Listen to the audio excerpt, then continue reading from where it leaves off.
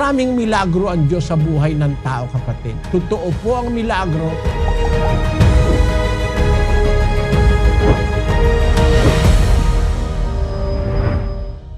Alam mo po, kapatid, yung milagro.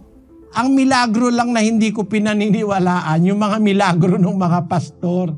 Nagmimilagro daw sila, ang gagawin, hahampasin yung mga tao ng Amerikana, matutumba. Anong klaseng milagro yun? Anong nagawang buti sa'yo nun? Ang maganda yung milagro ni Kristo. Si Maria Magdalena, may 7 demonyo, pinalabas niya. Di ba? Mas maganda pa nga milagro yung cada nota que el viento murmura, cada rayo de luz en el sol, cada flor en la verde llanura, es un himno, la gloria de Dios.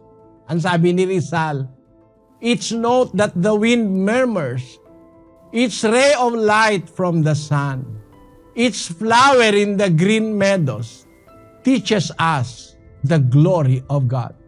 Ayan ang sabi ni Dr. Jose Rizal. Ano ibig kong sabihin? Yung pagbukadkad ng halaman o ng bulaklak, milagro yun eh. Isn't it a miracle? It's another miracle. Thank God for the miracle. You belong to me. Kita mo? Nakasumpong ka ng mabuting asawa? Milagro ng Diyos yun. Kagandahang loob ng Diyos yun. Kasi yung asawa, hindi nasusumpungan yon sa dote, hindi nasusumpungan yung mabuting asawa dahil pinagkasundo ka ng magulang mo, o kaya yung asawa mo'y abogado, kaya mabuting asawa na, hindi.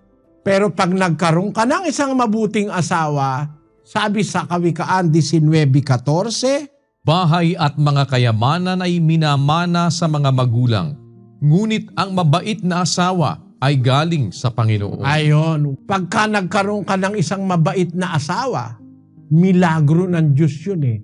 Biro mo, hindi ka naman nahirapan, hindi ka naman nagpalaki, hindi ka nga nagpasuso, di ka nga kumontribute kahit isang latang Alaska eh.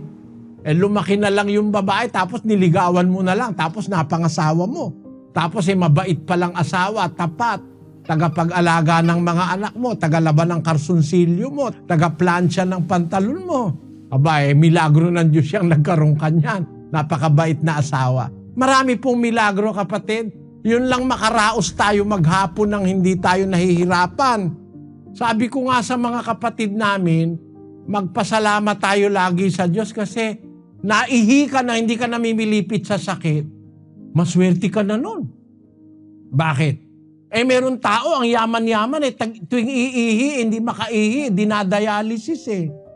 O meron naman tao na ang yaman-yaman may pabrika ng sapatos, wala naman siya sapatos. Kasi putol na yung dalawang paa, may diabetes. Di ba malaking milagro ng Diyos yung wala kang ang pambili ng sapatos, wala ka pang tsinelas, naglalakad ka sa daan, paa-paa, pero ang tibay ng paa mo. Napako hindi man lang natetano, hindi ba milagro yun? Meron ganun yung mga taong kalye, kumakain ng basura hindi man lang nasakitan tiyan merong kayayaman nadapuan lang ng langaw yung pagkain, tinapon yun talagang nilalangaw yung kinakain niya. Hindi ba milagro yun? Nilalangaw hindi kumasakitan tiyan, yung kinakain nilalangaw sa basura. Yung mayaman wala ngang dumadapon langaw mami ang konti nadala sa ospital dahil nagtatait suka. Napakaganda naman nung kinain. Hindi ba milagro ng Diyos yung isang batang nakalaboy-laboy sa kali, nauulan at arawan hindi nagkakasipon. Milagro yun. Kesa dun sa isang batang nakatira sa isang mansion, masarenohan lang ng konti, sinipon at dinala na sa ospital.